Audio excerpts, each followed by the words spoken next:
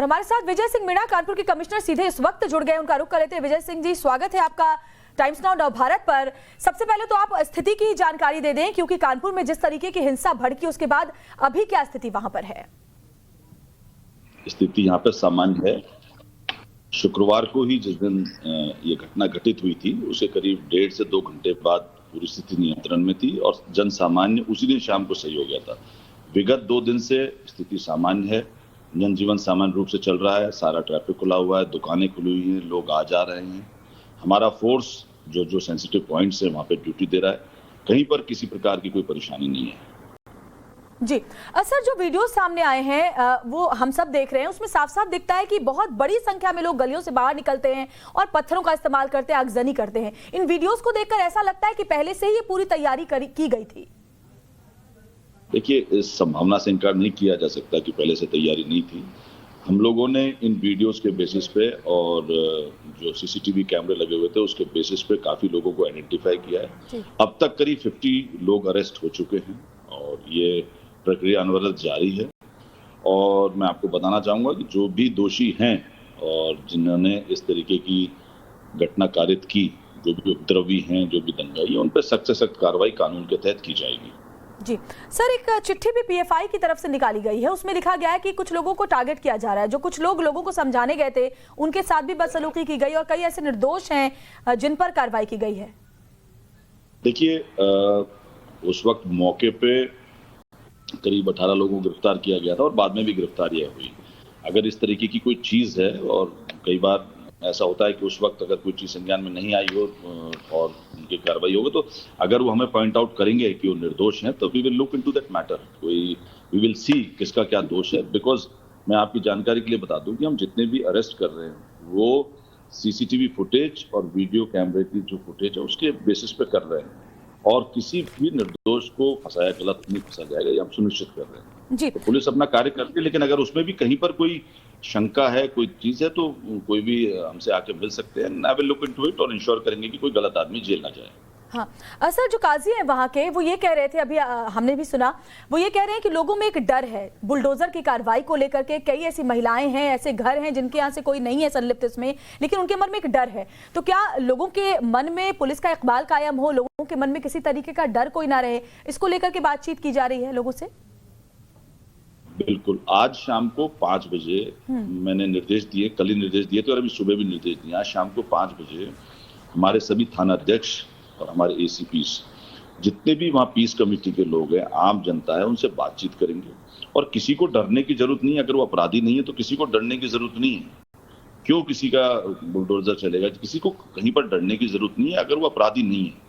लेकिन अगर वो अपराधी है, उसने गलत किया, तो जो कानून के तहत हमको जो पावर्स प्राप्त है वो कार्रवाई की जाएगी। इसमें ये आशंकाएं निर्मूल है। जो भी सही चीज है, जो भी नियम तय है, जो कानून के तहत है, हम कार्रवाई करेंगे। जी सर, क्या कुछ और पोस्टर्स भी अभी आगे और जारी किए जाएंगे जो वीडियो सीसीटीवी फुटेज के आधार पर मिले हैं? देखिए, सतत प्रक्रिया है। नए जैसे जैसे इनको डेवलप कर रहे हैं बताया जाएगा। वो जारी करने का जो मुख्य उद्देश्य है, वो एक तो कुछ लोग आइडेंटिफाई नहीं हो पा रहे हैं, तो जनता से हम इसके माध्यम से अनुरोध कर रहे हैं कि जनता उनको आइडेंटिफाई करके हमको बताए और ये लोग सरेंडर करें, इन पे कार्रवाई हो किसी भी। इसीलिए और ये पोस्टर जारी करने का दूसरा उद्देश्य ये है कि हम ये स्पष्ट करना चाहते हैं कि we are taking action against only the culprits. किसी निर्दोष को नहीं फंसा रहे हैं। अगर कोई जेल जा रहा है तो उसे पता होना चाहिए कि वो क्यों जा रहा है। उस पोस्टर में स्पष्ट है, उस वीडियो में स्पष्ट है। ये स्पष्टता सभी एक ट्रांसपेरेंसी रखने के लिए हम चीज कर रहे हैं। जी विजय जी, हम देखते हैं कि जब भी इस तरीके की हिंसा होती है, सोशल मीडिया, व्हाट्सएप, इसका बखूबी इस्तेमाल किया जाता है। अफवाहों को फैलाने के लिए सबसे बड़ी भूमिका ये निभाते हैं। हो सकता है आगे भी इन कार्रवाइयों के खिलाफ माहौल खराब करने की कोशिश व्हाट्सएप ग्रुप के जरिए, सोशल मीडिया के जरिए की जाए। इस पर कैसे लगाम लगाते हैं? देखिए, इस संभावना से इनकार नहीं किया जा सकता। हमारा साइबर सेल है, वो मॉनिटर कर रहा है इन चीजों को। और आपकी जानकारी के लिए बता दूं कि थाना कोतवाली में हमने 8 लोगों के खिलाफ एफआईआर भी पंजीकृत कराई है। जरूरी नहीं है कि ये लोग कानपुर के हों या कहीं को, बिकॉज सोशल मीडिया में कहीं पर भी बैठ के कोई चीज पोस्ट कर सकता है। तो हमने 8 लोगों के खिलाफ एफआईआर पंजीकृत कराई है और एक सेल बनाया हुआ है जो मॉनिटर कर रहा है इन सारी चीजों को, जिससे कि ऐसे लोग पे अंकुश लगाया जाए। उनको एफआईआर होगी, उसके पश्चात अगर उन्हें पोस्ट फेसबुक पे पोस्ट किया, इंस्टाग्राम पे किया, जहां पर भी किया तो उनके अकाउंट या ट्विटर पे किया तो उनके अकाउंट से ब्लॉक करने की प्रक्रिया शुरू की जाएगी। जी सर, क्योंकि हम देख रहे हैं कुछ भड़काने वाले बयान भी आ रहे हैं, जैसे कि पहले भी हमने बात किया, पॉपुलर फ्रंट ऑफ इंडिया की तरफ से एक बाकायदा चिट्ठी जारी की गई है, तो ऐसे में युवाओं को और ज्यादा भड़काने की कोशिश में कुछ लोग लगे हुए हैं, ये भी एक बड़ी चुनौती होने जा रही है। जी बिल्कुल, और मैं तो आपके माध्यम से रिक्वेस्ट करना चाहूंगा सभी से, सभी संयम बरतें।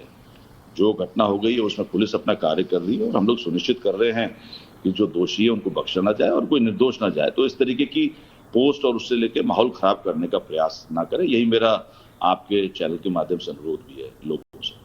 जी सर, वैसे तो अभी जांच जो है बहुत शुरुआती दौर में है, लेकिन फिर भी अगर आप जानकारी दे पाएं, क्योंकि जैसे आपने भी बताया कि संभावना से इनकार नहीं किया जा सकता कि तैयारी पहले से की गई थी, क्या कुछ लिंक इसके जुड़ते हुए दूसरे राज्यों से भी, किसी संगठन से भी मिलते हुए नजर आते हैं? देखिए, ये अभी थोड़ी प्रिलिमिनरी स्टेज है इस पे कहना। हमने इसीलिए स्पेशल इन्वेस्टिगेटिंग टीम एक सीनियर ऑफिसर के अंडर में बनाई है। ये सारे पहलुओं को देखेगी, एनालिसिस करेगी। अभी से किसी भी चीज पे बिना किसी सबूत के या उस पर टिप्पणी करना उचित नहीं होगा, और उचित होगा कि एक बार ये सब उस लिंक हो जाए, उसके बाद आप लोगों के सामने सारी सच को रखा जाए। जी सर, तो आगे भी शांति व्यवस्था कानपुर में बनी रहे, क्योंकि कानपुर हमेशा अपनी गंगा जमुनी तहजीब के लिए जाना जाता है, वहां पर हर धर्म के लोग समभाव के साथ रहते हैं, लेकिन कुछ लोग हैं जो जानबूझकर कोशिश में लगे हुए हैं कि माहौल खराब हो। ऐसे में आगे भी शांति व्यवस्था बहाल रहे, इसके लिए किस तरीके से सर आप आगे काम करने जा रहे हैं?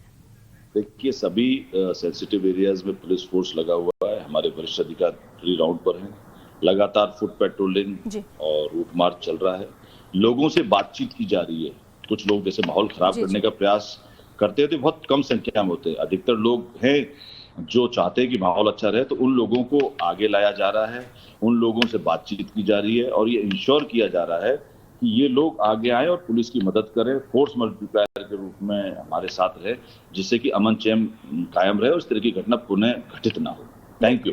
बहुत बहुत शुक्रिया आपका टाइम्स नाउ भारत से बात करने के लिए। तो हमारे साथ कानपुर के कमिश्नर विजय मीणा जी जुड़े हुए थे, उन्होंने खुद जानकारी दी कि कैसे अभी जो कार्रवाई है वो आगे बढ़ रही है, और उन्होंने एक बात और भी सुनिश्चित की कि किसी भी निर्दोष पर कोई कार्रवाई नहीं होगा।